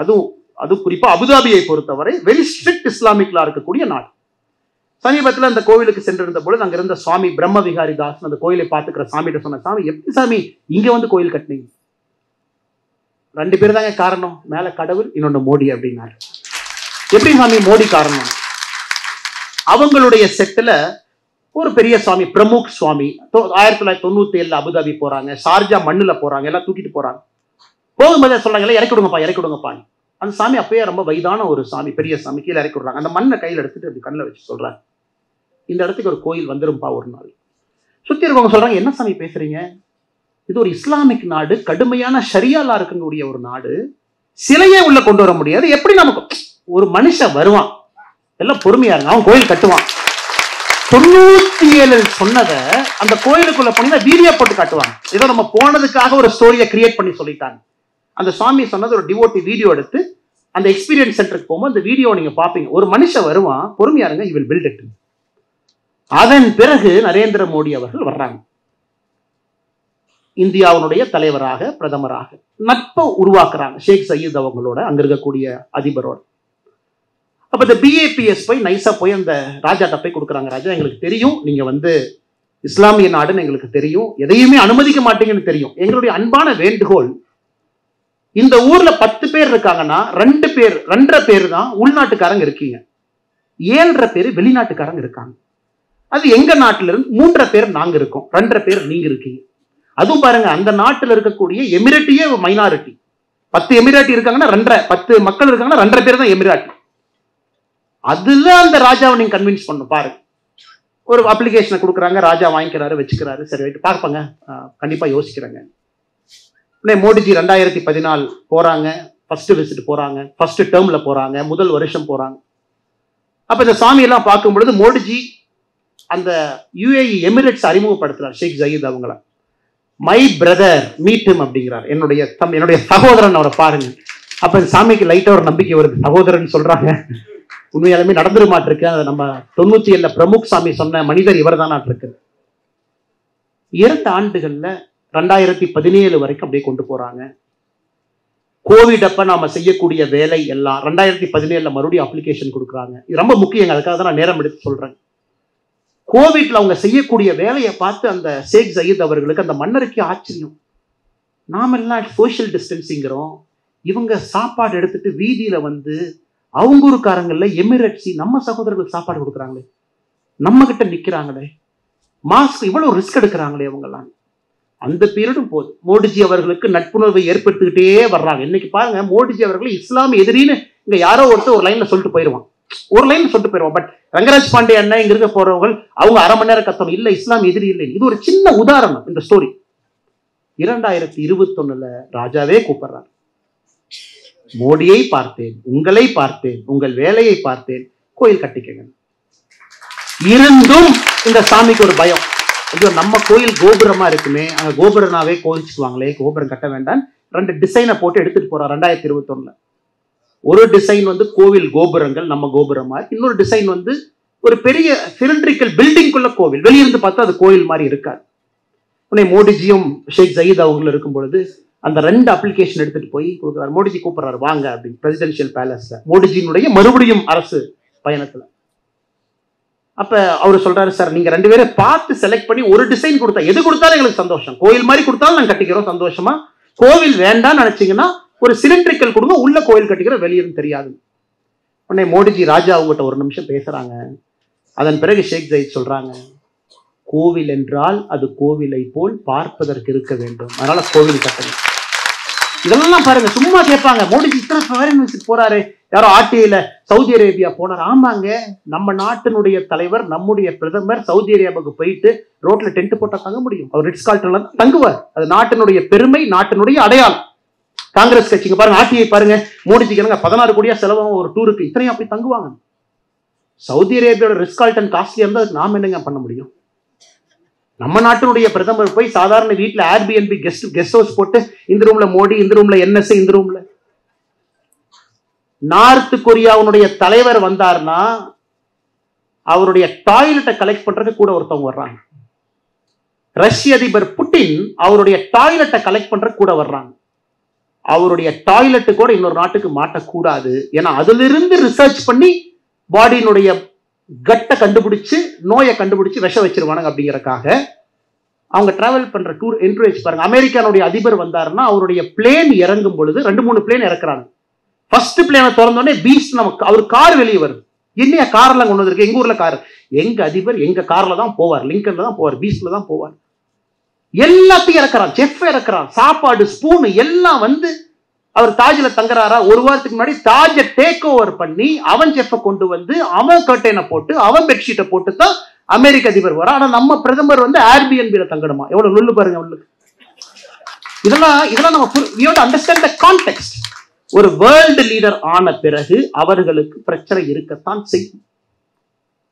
இன்னும் பாத்தீங்கன்னா அமெரிக்கா பிரசிடென்ட் ஒரு இந்தியாலேயே ஒரு ஹோட்டல்ல தங்குறாங்கன்னா அது எந்த நாடாக இருந்தாலும் அவங்க யாரும் ஒட்டு கேட்க கூடாது என்பதற்காக ஒரு பிளாங்கெட் கொண்டு வர்றாங்க, அந்த ரூமை ஃபுல்லா போர்த்திடுறாங்க. ஸோ எந்த எலக்ட்ரானிக் இன்டெலிஜென்ஸும் உள்ள வேலை செய்யக்கூடாது என்பதற்காக ஒரு பிளாங்கெட் கவருக்குள்ள தான் அவங்க மீட்டிங் நடத்துறாங்க. எவ்ரிதிங் கம்ஸ் ஃப்ரம் தேர். அந்த லெவலுக்கு ஜியோ பாலிடிக்ஸ் போயிட்டு இருக்கு. ஆனா இங்க புரியாத தற்கொலைகள் சிலர் இதை சோசியல் மீடியா ஒரு மெசேஜா போட்டுட்டு இதுல அவர்களுக்கு ஒரு உலக தலைவர் எப்படி போகணும், அதுதான் நான் நார்த் கொரியன் அதிபரையும் புட்டின் அவங்கள சொன்னேன். அவங்களுடைய பூப் எடுக்கிறதுக்கு 2 பேர் சுட்கேஸோட வர்றாங்க. சமீபத்தில் பாத்தீங்கன்னா நார்த் கொரிய அதிபர் எந்திரிச்சு போன பின்னாடி ஒரு அவங்களுடைய சீக்ரெட் சர்வீஸ் வந்து சேரை எல்லாம் துடைக்கிறாங்க. என்னையா சேர் எல்லாம் துடைக்கிறேன்னா, எங்க தலைவர் ஃபிங்கர் பிரிண்ட் எடுத்துட்டீங்கன்னா, எங்க தலைவர் வேர்வை நீ எடுத்துட்டீங்கன்னா டிஎன்ஏ கண்டுபிடிச்சிருது இல்ல, அதையும் நாங்க விட மாட்டோம். அந்த அளவுக்கு ஒரு நாடு இன்னைக்கு இந்தியாவுக்கு தேவை. Modiji is a world leader. அவர் சப்ராசி கிடையாது, ரோட்ல இருக்கக்கூடிய யாரோ கிடையாது, வேர்ல்ட் லீடர். இதை வந்து பேசி இதனால மோடிஜி போறான். இல்ல மோடிஜி எத்தனை சட்டையை மாத்துறாரு, எத்தனை மோடிஜி என்ன நவம்பர் 26, 2008 மும்பை அட்டாக் நடந்த பொழுது ஒரே நாள் 4 சட்டையை மாத்தினார். அன்னைக்கு இருந்த சிவராஜ் பட்டேல் அவங்க இந்தியாவுடைய உள்துறை அமைச்சராக இருந்தவங்க காலையில் ஒரு சட்டை, மத்தியானம் ஒரு சட்டை. November 26, 2008 Mumbai attack press meet 4 கொடுத்திருப்பார், 4 சட்டை. இதெல்லாம் நடக்க ஒரு ஹிந்தி பட டைரக்டரும் இன்னொரு அரசியல்வாதி மகனும் தாஜுக்குள்ள போறாங்க. ஆபரேஷனே முடியல. எதுக்கே தாஜுக்கு போறீங்கன்னா, அடுத்து நடக்கக்கூடிய பட ஷூட்டிங்க்கு, டெரரிசம் ஷூட்டிங்க்கு செட்டு பார்க்க போறோம். நான் எதுவுமே மிகைப்படுத்தி சொல்லிங்க, அந்த நடிகர் இப்போ நடிச்சிட்டு இருக்காரு, நான் பேர் சொன்னா அது தவறா போயிடுறேன், அது ஒரு அரசியல் மேடை கிடையாது. இப்போ ஒரு பாப்புலர் ஆக்டர், பாப்புலர் டைரக்டர் 2 பேர் போறாங்க. ஆபரேஷனே முடியல, எல்லாம் தாஜ போய் கிரவுண்ட் ஃப்ளோர்ல சுத்தி பார்த்துட்டு இருக்காங்க. எதுக்குன்னு செட்டு போடுறக்கு ஒரு டெரர் போட்டோ. நாங்க இதை அப்படியே காட்சிப்படுத்தி எடுக்க போறோம். அன்னைக்கு இருக்கக்கூடிய இந்தியாவிற்கும் இன்னைக்கு இருக்கக்கூடிய இந்தியாவுக்கும் எந்த அளவுக்கு மாற்றம். இதுல மோடிஜி சட்டை போடுறாரு அப்படின்னு அது ரங்கராஜ் பாண்டியன் ரொம்ப அழகா சொன்னாங்க. இதை தாண்டி வேற இன்னும் கொஞ்சம் பெட்டரா எக்ஸ்பெக்ட் பண்றோம் வாங்க அப்படின்னு, இன்னும் கொஞ்சம் நல்லா பண்ணுங்க, இன்னும் கொஞ்சம் நல்லா நீங்க ட்ரை பண்ணுங்க அப்படின்னு. இதுலயே இன்னும் சுத்திட்டு இருக்கீங்களே, இதெல்லாம் தாண்டி வாங்க. அதனால அன்பு சொந்தங்கள்ல இது ஒரு சாதாரண ஒரு நிகழ்வு கிடையாது. உலக தலைவருடைய வரிசையில முழுமையாக இன்னைக்கு கடந்த 2 நூற்றாண்டுகள்ல அவர்கள் எல்லாம் தாண்டி உயரத்தில் இருக்கக்கூடிய தலைவராக மோடி அவர்கள் வந்திருக்கிறாங்க. ஆனா இன்னும் ஒரு பினிஷ் ஆகலைங்க. இதுல ஆச்சரியம் என்னன்னா பினிஷ் ஆகல. ஜேர்னி இஸ் நாட் எண்டடுங்க. இல்ல முடிஞ்சு போச்சு, நான் ரொம்ப டயர்ட் ஆயிட்டேன், எனக்கு ரொம்ப கஷ்டமா போச்சு, இல்லை. இன்னைக்கும் என்னை கேட்டீங்கன்னா this is only the beginning. Starbucks நிறுவனம் பார்த்தீங்கன்னா அதனுடைய தலைவர் கடிதத்தை எழுதுவார். ஒரு ஆண்டு ஷேர் ஹோல்டர் ரிப்போர்ட் எழுதுவார். அதுல லாஸ்ட்ல ஒரு லைன் இருக்கும், this is day 1 of our company. இன்னைக்கும் நாம முதல் நாள் இந்த நிறுவனத்தை ஆரம்பிச்ச மாதிரி தான் நாம நடத்தணும் அப்படின்பார். 11 ஆண்டுகள் ஒருத்தர் வேலை பார்த்து, இத்தனை ஆண்டுகள் முதலமைச்சராக இருந்து, 25 ஆண்டுகள் இவ்வளவு ஸ்ட்ரெஸ்ஃபுல்லான ப்ரொஃபஷன்ல இருந்து இன்னைக்கும் டே 1 மாதிரி அதே ஃப்ரெஷ்னஸ், அதே எனர்ஜி. இன்னைக்கு நிறைய அந்த மோடி ஸ்டோரி நிறைய பிரபலங்கள்லாம் போடுறாங்க. மோடி ஸ்டோரின்னு சொல்லிட்டு நிறைய போடுறாங்க. 2-3 பேர் போட்டதை பார்த்தேன். இந்த போட்டுன்னு பாத்தீங்கன்னா இந்த புதுசா இந்த இயர்போன்ஸ் எல்லாம் ஒரு இந்தியன் கம்பெனி இருக்கு, போட்டுன்னு. அமன் குப்தா CEO கால் எழுதியிருந்தார். எங்களெல்லாம் மோடிஜி டீம் பிரான்ஸுக்கு கூப்பிட்டாங்க, அங்க பிசினஸ் கவுன்சில் மீட்டிங் இருக்கு வாங்க, நாங்களும் போனோம். பிரான்ஸ்லயே காலையில இறங்குனது 2 மணி 2 AM, 6 மணில இருந்து வரிசையா மீட்டிங். ஈஃபில் டவர்ல நைட்டு 12 மணிக்கு வந்து ஃபயர் கிராக்கர் டிஸ்பிளே. அது வரைக்கும் அபிஷியல் என்கேஜ்மெண்ட். என்னால முடியல. ஈஃபில் டவர்ல இருந்து நேரா ரூமுக்கு வந்து தலைவலிக்குதுதான் ஒரு மாத்திரையை போட்டு படுத்து தூங்கிட்டு காலையில பொறுமையா ஒரு 9 மணி நேரம் கழிச்சு செல்போனை பார்த்தா மோடிஜி துபாயில் இருக்காரு. அடுத்த நிகழ்ச்சி ஷேக்கோட கைக்கு ஷேக் பண்ணிட்டு இருக்காரு. அவர் கூட தான் நாங்களும் பின்னாடியே தான் போனோம். இத்தனைக்கு நிகழ்ச்சியில பங்கேற்றதவங்க, நாங்களாம் கூட போற கெஸ்ட். இன்னைக்கு இந்த மாதிரி ஒருத்தர் எழுதி இருக்கிறாங்க அவருடைய தனிப்பட்ட அனுபவம் மோடிஜிட்ட. மோடி ஸ்டோரி அப்படிங்கிறது. சின்ன மனிதர், பெரிய மனிதர், அவரோட அரசியல்ல பழகினவங்க, ஜனசங்கத்துல இருந்தவங்க, பாரதிய ஜனதா கட்சியில பயணம் செய்பவர்கள், எமர்ஜென்சி காலகட்டத்தில் இருந்தவங்க, ஸ்போர்ட்ஸ் ஸ்டார் விஸ்வநாதன் ஆனந்த் அவங்க இன்னைக்கு எழுதியிருக்காங்க. மோடிஜிக்கு செஸ் பிடிக்கும், உங்களுக்கு தெரியும். he was the former chess federation president of Gujarat, also cricket association தலைவராக இருந்தார். அப்போ ஒரு நாள் விஸ்வநாதன் ஆனந்த் அவர்கள் வர்றாங்க, பேசிட்டு இருக்காங்க. இன்னைக்கு அவர் எழுதின ஸ்டோரி. உடனே கேட்கிறாரு, விஷயம் என்ன உங்களுக்கு பிடிக்கும் அப்படின்னு. எனக்கு குஜராத் தாலி சாப்பிடணும்னு ரொம்ப ஆசை, நான் வெஜிடேரியன் இல்லைங்களா, எனக்கு ரொம்ப பிடிக்கும் அப்படின்னு. ஓகே போலாம் அப்படிங்கிறாரு. இல்லை உங்களுக்கு சிஎம் உங்களுக்கு வேலையெல்லாம் இருக்குமே. அதெல்லாம் ஒன்றும் பிரச்சனை இல்லை, வாங்க போய் 2 சாப்பிடுவோம்னு சொல்லிட்டு நேராக குஜராத் கவர்மெண்ட் கெஸ்ட் ஹவுஸ் கூட்டிட்டு போறார் விஸ்வநாதன் ஆனந்த். அங்க போவதற்கு முன்பாகவே ஸ்பெஷல் தாலி ரெடியா இருக்கு. இன்னைக்கு விஸ்வநாதன் ஆனந்த் அவங்க எழுதியிருக்கிறாங்க. இன்னைக்கு எனக்கு ஆச்சரியம், இந்த மனுஷன் எப்படியோ கண்டுபிடிச்சிட்டார். ஏன்னா 2-3 பேருக்கு நான் கேட்டுக்கிட்டு இருந்தேன், மத்தியானம் லஞ்சுக்கு இன்னைக்கு ஸ்பெஷல் தாலி போகணும், மோடிஜி மீட்டிங் முடிச்சோடனே ஸ்பெஷல் தாலி போகணும். அதை கண்டுபிடிச்சு அதை செஞ்சு, அதிலும் இவர் ஆச்சரியமா எங்கூட வர்ற மாதிரி, ஒரு ஆல்ரெடி பிளான் பண்ணிட்டார், ஆனா எங்கூட வர்ற மாதிரி இவர் வந்து எங்கூட உட்காந்து சாப்பிட்டார். ஏன்னா இந்த நாட்டுக்காக பாடுபடக்கூடியவர்களுக்கு ஒரு கவர்மெண்ட் என்னங்க கொடுக்க முடியும்? அந்த ஒரு நிமிஷம் சந்தோஷம், அந்த மொமெண்ட் ஆஃப் ஹாப்பினஸ். இல்லாட்டி வேற நான் இவ்வளவு கஷ்டப்பட்டு வேர்வை சிந்தி அத்தனை கண்ட்ரிக்கு போனேன், விடிய விடிய நான் வேலை செஞ்சேன். One moment of happiness. ஒரு தலைவன் அவங்கள பார்க்கும்போது ஹேண்ட் ஷேக் பண்ணி. மோடிஜி கிட்ட பழகினவங்க தெரியும், பழகாதவர்கள் பழக போறீங்க, பார்க்க போறீங்க. அந்த ஒரு நிமிஷம், ஒரு செகண்ட் உங்களுக்கு கை கொடுத்தாலும் உங்களோட மட்டும்தான் அவர் இருப்பார். வேற செகண்டரி டென்ஷன் தாட்டே அவர்கிட்ட கிடையாது. இது எல்லோரும் இன்னைக்கு எழுதினவங்க எல்லாமே எழுதுனாங்க. எனக்கு நான் ஒரு தனிப்பட்ட அனுபவத்தை பகிர்ந்திருந்தேன். ஐயா அவர்கள் மோடிஜி அவங்கள பார்க்கறதுக்கு 2 பேர் வந்திருந்தாங்க, வயதானவர்கள், அண்ணா யூனிவர்சிட்டியில. உடனே மோடிஜி அவங்க கிரீன் ரூம்ல இருக்காங்க. நான் அதை எழுதினால நான் டிஸ்க்ளோஸ் பண்றேன். உடனே மோடிஜி அவங்க 2 அப்பாயின்மெண்ட்டை பார்த்துட்டாங்க. 3வது நெக்ஸ்ட் அப்பாயின்மெண்ட் என்னன்னு கேட்குறாங்க. சார் இந்த மாதிரி அவங்க இருக்காங்க, கொஞ்சம் வெளியே இருக்காங்க சார், வீல் சேர்ல இருக்காங்க, கொஞ்சம் வீல் சேர் வர்றதுக்கு ஒரு 2 minutes ஆகும். அப்படியா, எவ்வளவு தூரம் அப்படின்னாரு. சார் ஒரு 100-150 மீட்டர் சார். ஓகே நான் வர்றேன் அப்படின்னாரு. உடனே செக்யூரிட்டி அவங்கெல்லாம் வந்து என்னடா ஒன்று விரும்புறாங்கிறாரு, கம் சொல்லுங்க நான் போறேன் வா அப்படின்னாரு. டக்குன்னு போனார்ல, பின்னாடியே ஓடுறோம். நேரம் அங்க போனாரு வீல் சேர்ல. அடுத்த கெஸ்ட் அப்பதான் செக்யூரிட்டி ரெடி பண்ணிட்டு இருக்காங்க, நீங்க மோடிஜியை பார்க்க போகணும் வாங்க அப்படின்னு. அவங்க சுதாரிப்பதற்கு முன்பு அவங்க கிட்ட போய் நேரா பொண்ணை காலத்துட்டு ஆசீர்வாதம் வாங்கினாங்க. ரொம்ப சந்தோஷங்க, நீ பார்க்க வந்திருக்கீங்க, என்ன பண்ணட்டும். போட்டோ எடுக்கணும்னு கேட்டாங்க. சார் உங்களுக்கு ஒரு பெட்டிஷன் கொடுத்தாங்க, போட்டோ எடுக்கணும். போட்டோ எப்படி எடுப்பாங்க? ஒரு வீல் சேர்ல உட்காந்துருக்காங்க, பின்னாடி வந்து நிற்பாங்க, போட்டோ எடுக்கலாம். அது நீங்க நல்லா பார்த்தீங்கன்னா பின்னாடி நிற்பார் ஒரு போட்டோ, அவங்கள மாதிரியே குமிவாரு அவங்க ஹைட்டுக்கு, போட்டோ எடுங்க. இது ஒரு உலக தலைவன், யுகத்தினுடைய தலைவன், எவ்வளவு உயரத்துக்கு போனாலும் கூட அந்த மனிதன்கிட்ட இந்த ஹியூமினிட்டி இருக்கு அப்படின்னா நம்ம சேஃபான ஒரு மனிதன் கையில் இருக்கும். நம்ம அந்த மனிதன் நம்மளை சேஃபா பார்த்துக்குவாரு, எந்த கஷ்டத்தையும் நம்ம கொடுக்க மாட்டாங்க. கடைசியா ட்ரம்ப் அவங்க பத்தி, இன்னைக்கு ட்ரம்ப் அவங்க என்ன செய்யறாங்க அப்படிங்கிறது யாராச்சும் அமெரிக்கா போனவங்க, அமெரிக்காவில் இருக்கிறவங்க பார்த்தீங்கன்னா ட்ரம்பை பொறுத்தவரை அவர் நாட்டுக்காக செய்யறாரு. இன்னைக்கு அமெரிக்காவை பொறுத்தவரை ரிபப்ளிகன் ஓட்டு பேஸே மாறிடுச்சுங்க. White voters, angry voters, rust பெல்ட்ல இருக்காங்க யூஎஸ்ல, குறிப்பா ஈஸ்ட் கோஸ்ட் பக்கத்துல. மேனுஃபேக்சரிங் அந்த ஊர்ல கிடையாதுங்க, எல்லாம் வெளியே போயிடுச்சு. ஷூவா வியட்நாம், செருப்பா சைனா, டூத் பேஸ்டா சைனா, எதுவுமே அமெரிக்கால கிடையாது. மக்கள் கோவப்படுத்தி என்ன எனக்கு வேலையே இல்லை, டெமோக்ராட் கார் எப்படி பண்ணிட்டான், அதனால ட்ரம்ப் நீ வா, எல்லா வேலையும் உருவாக்கு. ட்ரம்பை பொறுத்த வரைக்கும் அந்த வாக்காளர்களுக்கு அவர் கடமைப்பட்டிருக்காரு. எப்பவுமே ஒரு அரசியல் தலைவரை நம்ம கடுமையான வார்த்தைகள் நம்ம பயன்படுத்தக்கூடாதுங்க. காரணம் என்னன்னா அவங்க எல்லாமே சூழ்நிலை கைதிகள். இப்ப மோடிஜி அவங்க பார்த்தீங்கன்னா வார்த்தை எப்பவே விட்டுருக்கலாம்.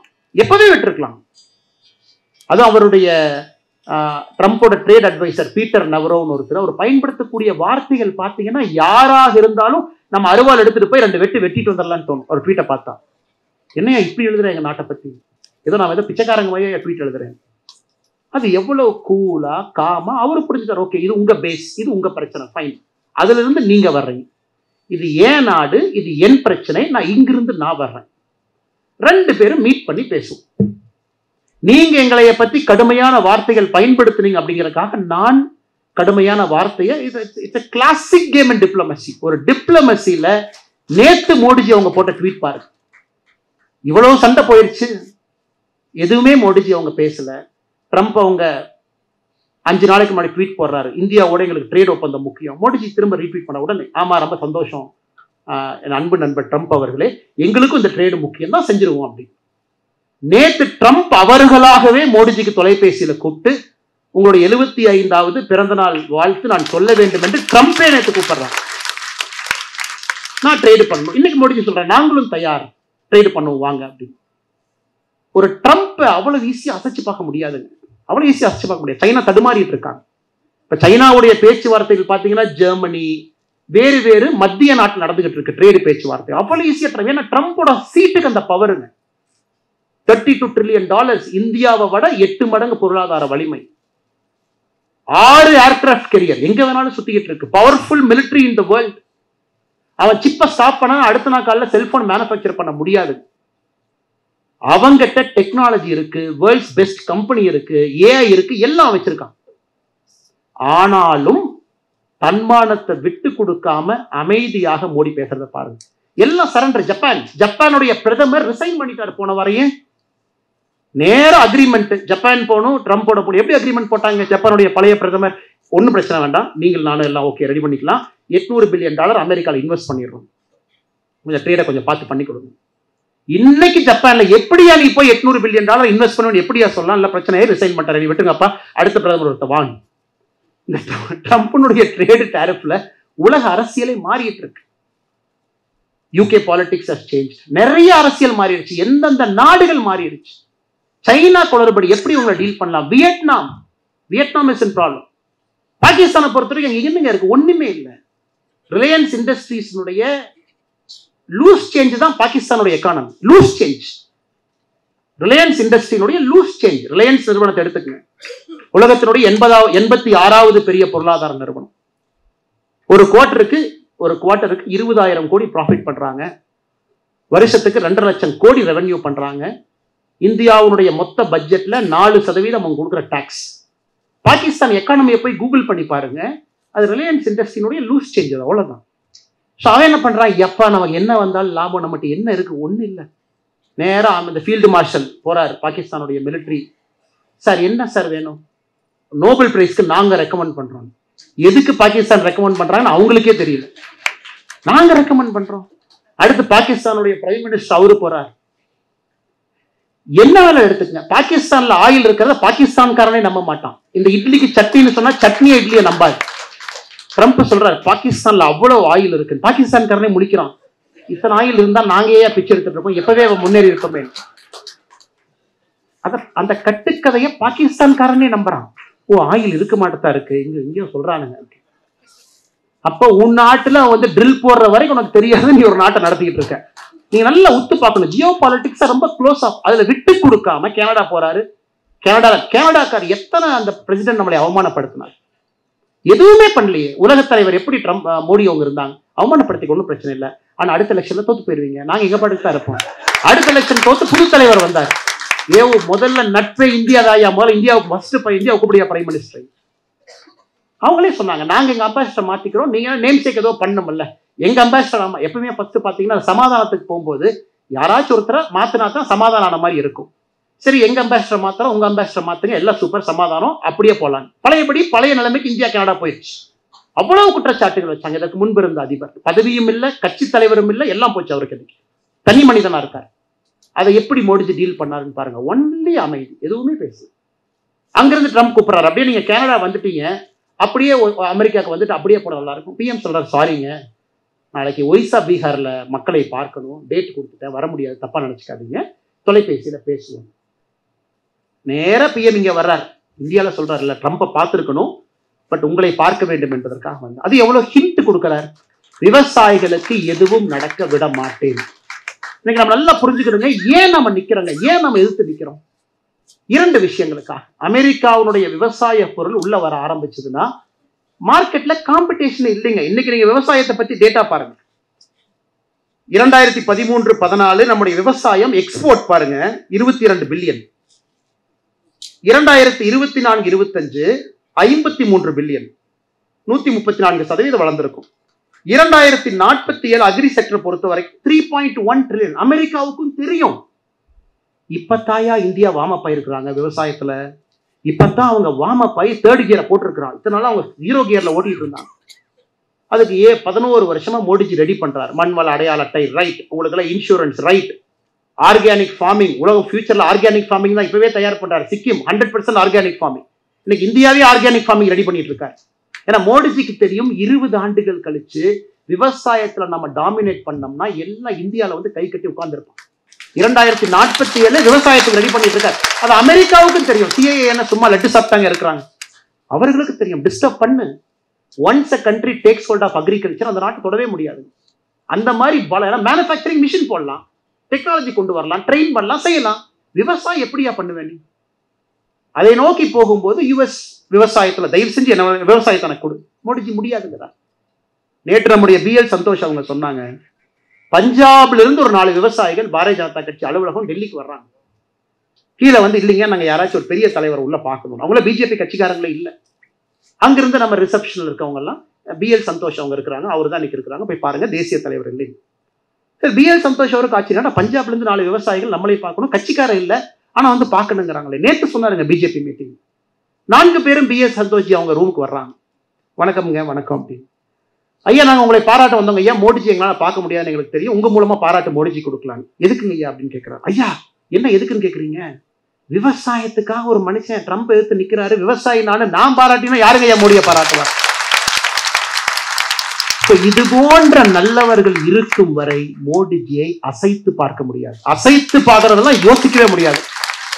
ஏன்னா அவரை கொஞ்சம் நெருக்கமாக பார்த்தவர்கள், அவருடைய அரசியலை புரிஞ்சவங்க, வெரி டீப் திங்கருங்க. அவர் இன்னைக்கு சத்தியமா நான் சொல்றேங்க, 2034 தேர்தலை பத்தி தான் சத்தியமா யோசிப்பார். 29 யோசிக்க மாட்டார், அங்க யோசிச்சுட்டு இருப்பார். 2034 18 வயசு, அவன் இன்னைக்கு தான் 2006 தான் பிறந்திருப்பாங்க. அவன் எப்படி யோசிப்பான்? ஜென்ஜி.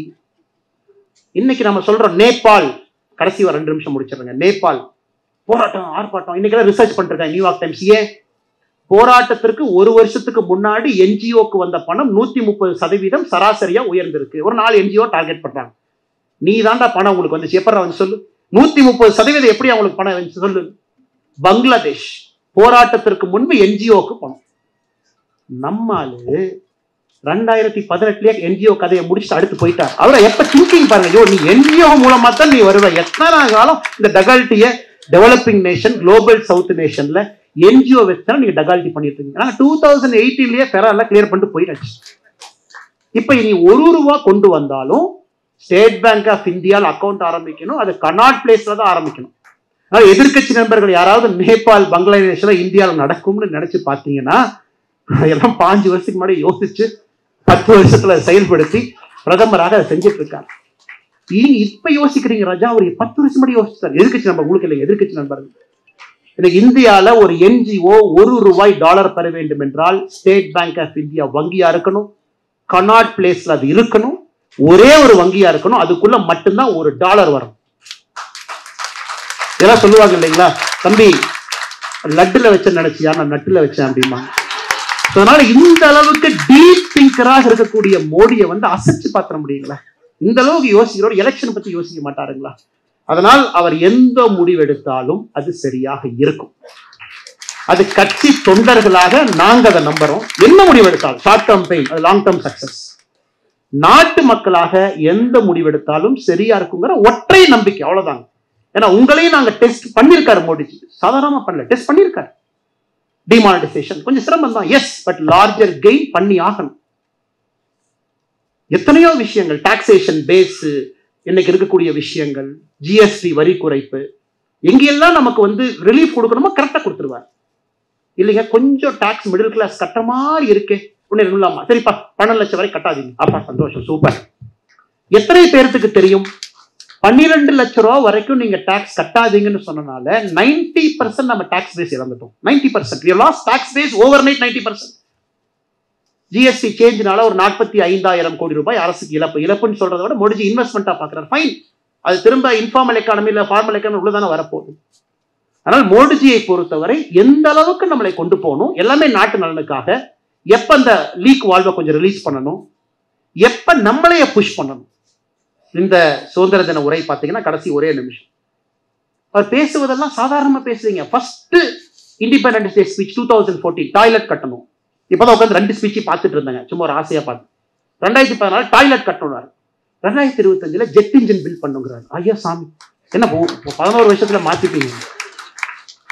2015 ஸ்வச் பாரத், 1000 நாட்கள்ல இந்தியாவுடைய கடைசி கிராமத்திற்கு கரண்ட், அதை சொன்னவர் இன்னைக்கு ஃபர்ஸ்ட் சிப் நம்ம செய்யணுங்கிறார்.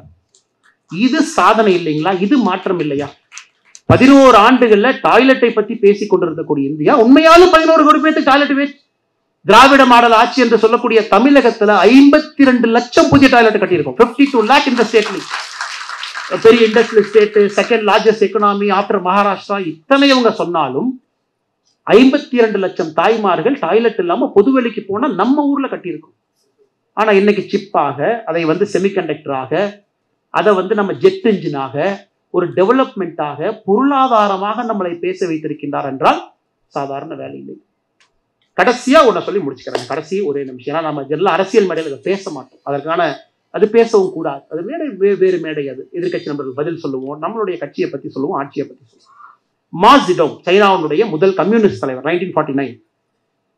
இந்த அமெரிக்காக்காரனுக்கு பார்த்தீங்கன்னா என்னடா அந்த சைனாக்காரன் கையிலேயே மாட்ட மாட்டான், எப்படியாச்சும் அவனை பிடிக்கணும். 72 தான் சைனா ஓப்பன் ஆச்சு.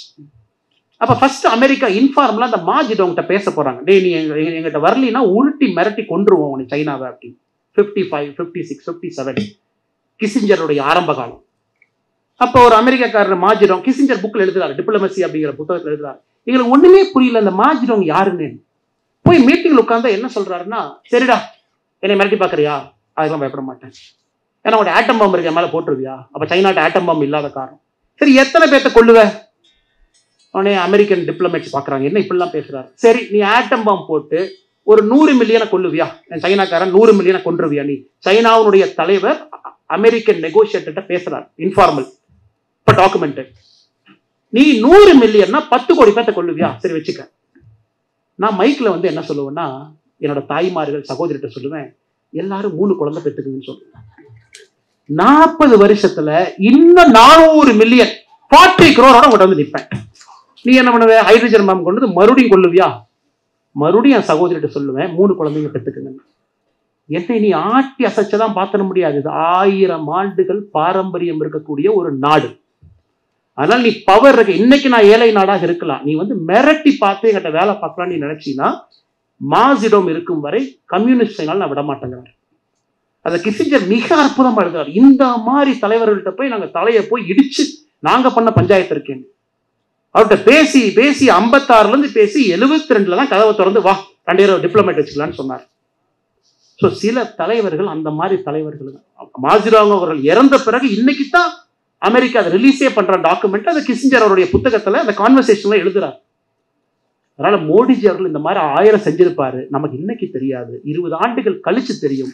அன்னைக்கு அடுத்த தலைமுறை அவர் இன்னும் வேறு விதத்துல கொண்டாடும். இன்னைக்கு நம்ம ஒரு பார்வை தான் பேசுறோம். இன்னும் ஒரு மிகப்பெரிய பார்வை வெளி இருக்கும், சீக்கிரட்டா இருக்கும், கிளாசிஃபைடா இருக்கும், நமக்கு தெரியாது. அன்னைக்கு பார்க்கும் பொழுது சரித்திரம் இன்னும் சிறப்பாக, இன்னும் விஸ்தாரமாக, இன்னும் பிரம்மாண்டமாக மோடி அவர்களை பற்றி எழுதும், பாரதத்தை பற்றி எழுதும். அந்த காலத்துல யோகபுருஷனுடைய வாழ்க்கையில நாம் எல்லோரும் சேர்ந்து வாழ்ந்து கொண்டிருக்கின்றோம். நல்ல மனிதர்களாக, நல்ல குடிமக்களாக நாமும் நம்மளால முடிஞ்சதெல்லாம் செய்வோம். இதுல சில பேர் குழந்தைங்க இருப்பீங்க, நானும் மோடி மாதிரி வரணும், அந்த குவாலிட்டிஸை தயவு செஞ்சு கத்துக்குங்க.